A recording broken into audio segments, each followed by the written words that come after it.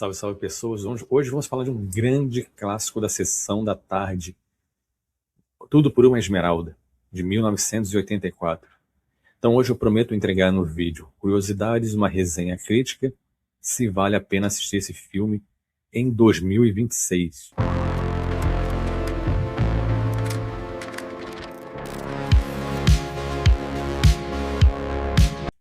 Esse filme, que é uma mistura de explosiva de Michael Douglas, Kathleen Turner, Danny DeVito e a direção visionária de Robert Zemeckis.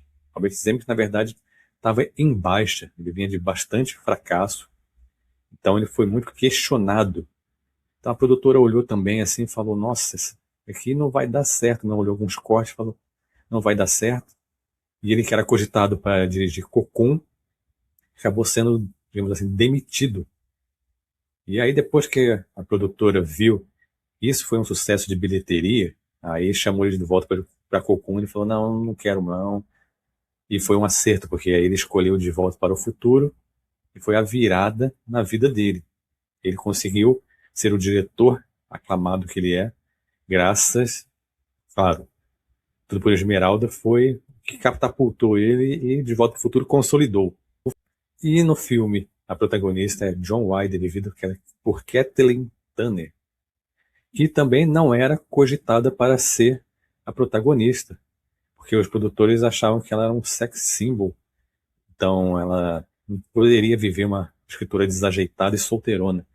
Quem foi cogitado primeiro foi Debra Winger, que na época estava filmando Laço de Ternura. Ficou em silêncio, e aí os produtores foram procurar outra e acertaram. Tampouco Michael Douglas era para ser o protagonista também, porque ele ganhou um Oscar como produtor, ele também é produtor de Tudo por uma Esmeralda, mas quem foi cogitado foi Clint Eastwood ou Burt Reynolds. Bom, que bom que a escolha foi Michael Douglas, né? Acho que Clint Eastwood seria bem bizarro, porque ele parece um poste, né? Ele é muito frio. Então, como curiosidade, a cena que John Wilder acaba escorregando e caindo na floresta foi um deslizamento. Acabou que feriu realmente a atriz, e ela cortou a perna e teve que levar alguns pontos.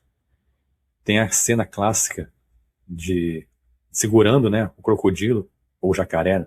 Pelo tamanho parece mais um crocodilo. Na verdade, essa cena, eu pensei até que era um boneco, mas Michael Douglas, estava segurando realmente o rabo do jacaré, e estava amarrado a boca do jacaré, mas acabou caindo essa proteção no mar, ninguém viu, e aí um mergulhador pulou ali e teve sua mão abocanhada pelo bicho, quase perdeu a mão, foi salvo por um Rolex que estava no pulso dele, do treinador, que era do Michael Douglas, esse Rolex, e acabou salvando a mão dele.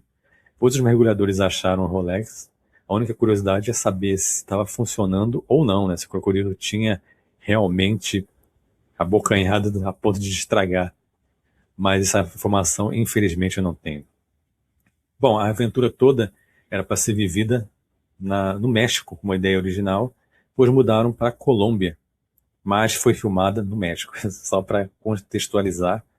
E uma Colômbia bem estereotipada, né? Bem na visão do americano, completamente atrasado. Você vê ali o ônibus bizarro, as pessoas carregando um porco no ônibus. Então, assim, e até o Danny DeVito, numa das cenas, fala assim: eu tô aqui nesse esgoto de terceiro mundo. Então, bem essa visão do americano sobre a nossa América Latina. Mas tudo isso aí passa, o filme é bem divertido, é um filme que vale a pena ainda ver em 2026, um clássico, envelheceu muito bem, tem toda uma dinâmica assim muito bem feita, né? Muita aventura, e tem esse pano de fundo como a aventura e o romance. Ela foi escrita pelo roteiro de Diane Thomas, que infelizmente faleceu logo depois do filme. Então é lembrada ainda com muito sentimento pelos todos envolvidos no filme. E ele tem meio uma questão de Indiana Jones às avessas, né? Porque não é um herói. Na verdade, o Jack, ele é um aventureiro, ele é egoísta, ele quer só o dinheiro, tanto é que ele não é bem uma ajuda que ele faz para John Wilder, e sim o interesse de ele proteger mediante o dinheiro. Depois ele começa a cobiçar, porque ele viu o mapa, e aí ele quer levar o coração na frente dos bandidos. Mais um filme assim que depois que ele descobre que ele, na verdade, está apaixonado pela John Wilder. E foi um filme muito bom. E como eu falei, foi um filme de baixo investimento, mas que rendeu uma boa bilheteria. E quando um filme rende uma boa bilheteria, a primeira coisa que a produção pensa é numa continuidade. E eu vou dizer, teve uma continuidade, o filme com A Joia do Nilo, chamado, aí teve a participação do Danny DeVito, da Kathleen Turner e o Michael Douglas de novo. E eu vou dizer, é um filme que não vale a pena você perder o seu tempo vendo essa continuidade. O filme é muito fraco. Claro, o que salva é essa química que existiu entre a Kathleen Turner e Michael Douglas. Isso, e Danny DeVito, claro, ele volta no filme também, porque ele foi um desafogo cômico bem interessante no primeiro. Mas não vale a pena. Até porque o primeiro tem todos esses elementos. Tem um elemento de uma aventura na Colômbia, tem essa coisa dos vilões no primeiro filme, né? Tudo por uma Esmeralda, tem o Zolo. Ele é fantástico, esse vilão. Fantástico mesmo, né? Um cara mau. E aí no segundo, na continuidade, não. É um filme fraco, é um filme que tem um ritmo assim, devagar, não tem as aventuras que tem, e é tão assim, e não foi dirigido por Robert Zemeckis. E é tão, vou dizer assim, oportunista e mal pensado que eles até repetem a roupa da Kathleen Turner, a John Wilder. Ela veste praticamente uma roupa igual ao primeiro filme. Então, não vale a pena, foi uma forçação de barra. A única que foi visionária foi a Kathleen Turner, que brigou para não fazer esse filme, mas acabou sendo ameaçada de processo. É porque parece que ela, no primeiro filme, assinou com a possibilidade de uma continuidade.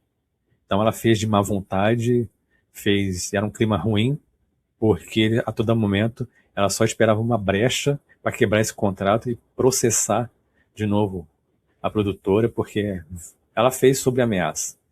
E isso aí nunca é bom, né? Então, mas a continuidade fraca não vale a pena ver, enquanto Tudo por uma Esmeralda se tornou um clássico e realmente não deveria ter uma continuidade. Deveria ter ficado na nossa lembrança. E apesar de uma continuidade com um roteiro ruim, teve uma bilheteria respeitável também. Mas as pessoas acho que mais viram para realmente rever essa química entre os três. Vale lembrar que o Michael Douglas ficou amigo de Danny DeVito, depois das filmagens, depois das continuidades. E falando de Tudo por uma Esmeralda, um excelente filme que a gente ficava esperando na sessão da tarde. Era estrategicamente férias escolares, tanto no meio do ano como no final do ano. E um clássico que envelheceu bem e vale a pena. Até hoje vale a pena assistir um filme família. Então, assim, se você assistiu esse filme, deixe seu like, compartilhe esse vídeo. O cinema aqui antigo continue sendo divulgado, que mais pessoas possam ver no próximo vídeo.